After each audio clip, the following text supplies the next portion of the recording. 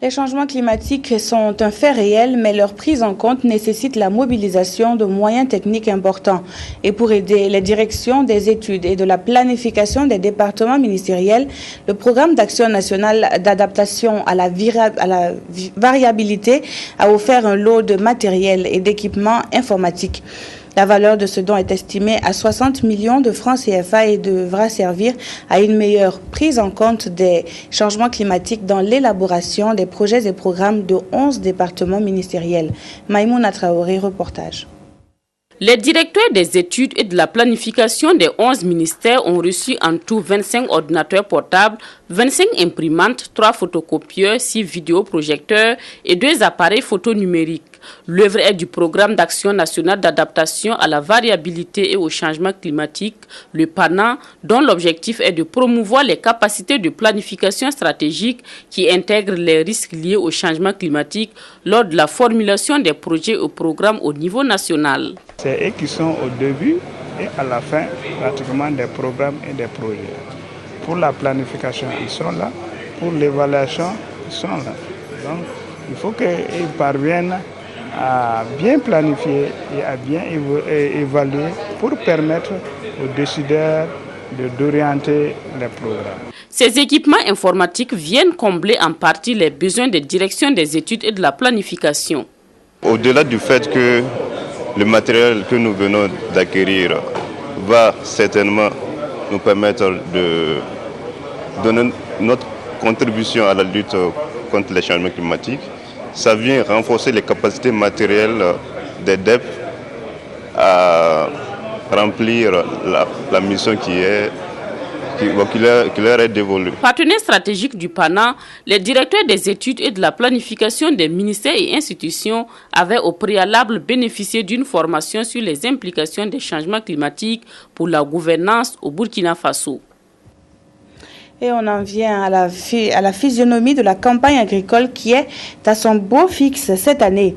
À Wendigui, dans le Loroum, les 127 hectares de bassins rizicoles vont apporter gros dans quelques 2 semaines. Les 1000 producteurs de ce bassin sont donc fiers de la campagne qui s'achève, puisque Dame Nature, aidée par une technique bien suivie, va porter des fruits, c'est-à-dire environ 510 tonnes de riz. Dans ce constat réalisé par Abdelaziz Yagibou, la production de cette année est nettement meilleure à celle de l'année dernière. Sur les visages souriants de ces producteurs, le reflet de cette rizière. Une rizière qui s'étend à perte de vue et qui suscite beaucoup d'espoir. Beaucoup d'espoir car l'année dernière, c'était la désolation dans ce bassin rizicole de Wendigui, une des 4 communes du Loroum située à 16 km de Tchitao. Ici, plus de 127 hectares répartis en 1135 parcelles sont exploités par 1135 producteurs des villages environnants, dont 386 femmes. Des exploitants qui se frottent les mains à quelques 2 semaines de récolte. L'appréciation que je peux faire de la campagne cette année, elle est meilleure par rapport à l'année passée. Et on a bien mené les activités, il a bien plu et vraiment les récoltes sont réussies. Même actuellement, il y a toujours de l'humidité et il faut dire qu'il y a beaucoup de parcelles où il y a même de l'eau que nous avons toujours, l'eau qui est dans les parcelles. Donc pour les spéculations qui ne sont pas encore arrivées à maturité, avec cette eau-là, bon, ça va faciliter donc la maturité donc, de ces plants-là. Voilà, donc à l'heure actuelle, là, vraiment, c'est le soleil peut-être qu'on attend donc, pour parfaire donc, la maturité avant de commencer donc, les récoltes. Ces heureux producteurs doivent cette réussite non seulement à la générosité du ciel qui a grandement ouvert ses vannes cette année, mais aussi à un itinéraire technologique bien suivi. La FAO et le gouvernement sont aussi venus à leur appui avec de l'engrais et des semences. Les variétés qui ont été donc mises en place ici, nous avons 3 variétés essentiellement. Nous avons la FKR 19, la FKR 62N et nous avons la FKR 64N. Voilà. Donc ce sont ces 3 variétés-là que nous avons donc mis en place. Il faut dire que toutes ces variétés, c'est des variétés donc à cycle court qui sont adaptées donc à cette région-là. De façon globale, sont attendus de cette spéculation 510 tonnes de riz paddy, soit près de 337 tonnes de riz décortiqué. On a évalué en fait les rendements moyens à 4 tonnes hectares. Voilà, donc comme les bas-fonds s'étendent sur 127,5 hectares, donc on peut espérer récolter 510 tonnes, si tout va bien. Voilà. Et bon, dans tout ça, en fait, si on avait à vendre toute cette production, on pourrait s'attendre à 121 millions, sinon même plus. À la faveur de cette pluviométrie bien répartie dans le temps et dans l'espace, la province du Loroun présente dans l'ensemble de bonnes spéculations. Des cultures actuellement à un stade de maturation qui est de 75 à 100% et à un stade de maturité qui est de 25 à 50%. Nous sommes en présence d'une campagne exceptionnelle parce que, comme je le disais tantôt, on a 2 départements qui enregistrent déjà à l'heure actuelle plus de 850 mm, bon, ce qui est vraiment rare. Et nous avons les 2 autres départements qui sont autour de 700 mm. Donc depuis le début de la campagne jusqu'à l'heure actuelle. Avec justement cette pluviométrie qui était régulière et un peu abondante, nous avons donc des inondations que nous avons donc pu noter par-ci par-là. Voilà. Et là, il faut dire que ça tourne autour de 350 hectares, avec en tête bien sûr le sorgho qui tourne autour de 250 hectares. Une poche de sécheresse aura été enregistrée du 1er au 15 juillet dernier, mais au regard des abondantes pluies de juin, il n'y a eu aucun impact.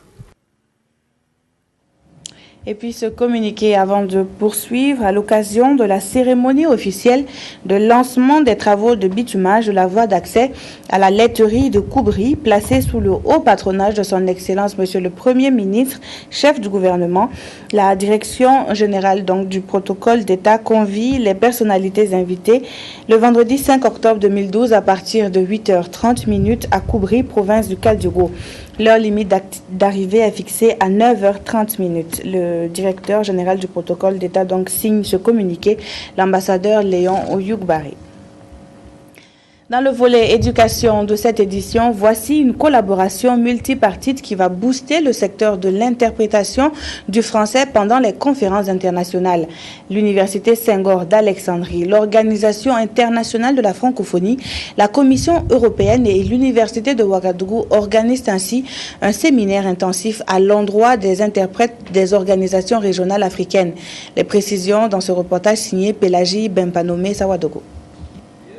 Ce sont des interprètes et des formateurs venus du Burkina Faso, du Niger, du Nigeria, du Cameroun et de l'Ouganda qui prennent part à ce séminaire intensif en interprétation de conférences. Une rencontre qui vise à renforcer les capacités des interprètes en vue d'un usage adéquat de la langue française dans les organisations régionales partenaires de la francophonie. La rencontre a pour but d'un premier temps de mettre en place un séminaire de 10 jours sur l'interprétation français-anglais et anglais-français. Et le but recherché est de prolonger ce séminaire au-delà de ce terme pour le transformer en master 1, un master professionnel en traduction et traductologie. La formation va durer 5 jours et devrait permettre la mise en place d'un pôle régional de formation d'interprètes de niveau master à l'université de Ouagadougou. L'objectif final après ce séminaire, c'est que nous allons, dans le cadre d'un projet Afrique, mettre en place un master international sur l'interprétariat au niveau de l'université de Ouagadougou. Et ce pôle régional va être abrité par l'université de Ouagadougou. L'initiative est de l'Université Senghor d'Alexandrie, l'Organisation internationale de la francophonie et la Commission européenne en collaboration avec l'Université de Ouagadougou. Il est attendu de cette rencontre une utilisation intensive de la langue française dans les institutions internationales. Et l'heure est au bilan pour l'association d'appui et d'éveil Pouxada sur son opération « Je parraine une fille, je change le monde ». Lancée en avril dernier, la campagne d'envergure nationale visait le parrainage pour la scolarisation de plusieurs filles en situation difficile. Face à la presse, l'association dresse le bilan de l'opération. Wendata Nathalie Kaoré pour le compte-rendu. C'est exactement le 20 avril 2012 que l'association d'appui et d'éveil Poksada a lancé la campagne nationale de parrainage. L'opération a permis de prendre en charge la scolarisation de 110 filles. Pour l'année scolaire 2012-2013, l'association avait besoin de 10 millions pour la scolarisation de ces filles, mais les contributions en espèces et en nature ont été au-delà des attentes. Le montant des contributions totales perçues au 1er octobre 2012 en espèces et en nature s'élève à 17 671 750 francs. Les actions à court, moyen et long terme viseront à rendre opérationnelle la scolarisation, le maintien scolaire des filles bénéficiaires. La gestion des fonds collectés consistera entre autres au paiement effectif des frais de scolarité, à l'achat de kits scolaires, de vélos et à la confection de tenues scolaires. Le résultat est certes positif pour cette année, mais la campagne s'étend sur une période de 13 ans et les fonds nécessaires s'élèvent à 60 millions de francs CFA. Les initiateurs entendent donc poursuivre le plaidoyer afin de mobiliser cette somme. Les contributions restent ouvertes. L'avenir de nombreuses filles repose sur le geste de solidarité et d'engagement citoyen des parrains, marraines et des donateurs, donatrices. Les filles bénéficiaires de cette campagne sont issues des provinces du Kadiogo, du Bulkemde, du Bazega et de l'Ubritenga. Leur parcours scolaire sera suivi de près par l'association en collaboration avec les responsables d'établissements scolaires et les parents. Pour cette campagne, l'association d'appui et d'éveil Poksada a été soutenue par deux principaux partenaires que sont Oxfam et Diaconia. Un autre bilan a été dressé face à la presse toujours à Ouagadougou, mais cette fois nous parlons cinéma. L'association burkinabé de gestion des fonds de succès cinéma s'est donné il y a quelque temps le pari de relancer les films burkinabés dans les salles. À l'issue d'une sorte de compétition, 3 producteurs ont enregistré le plus grand nombre d'audiences sur la période choisie et voient ainsi leurs films primés. Et ces primes devraient aider à la production de nouvelles productions, donc made in Burkina. De qui s'agit-il? Éléonore Yerbanga nous les présente. Les nouvelles technologies offrent aux cinéastes africains la possibilité de produire 10 à 12 films à petit budget par an.